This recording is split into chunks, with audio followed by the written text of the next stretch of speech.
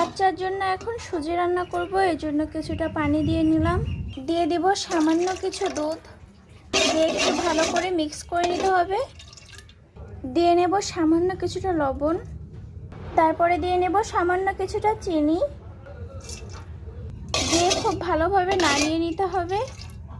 পানিটা একটু গরম হয়ে আসলে আমি সেখানে দিয়ে নেব সুজি,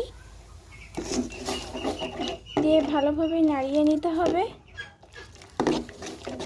এটা এখন ফুটতে শুরু হয়ে গিয়েছে, আবারও একটু নাড়িয়ে দিতে হবে। আর আস্তে আস্তে দেখবেন একটু ঘন হয়ে আসা শুরু হয়ে গিয়েছে।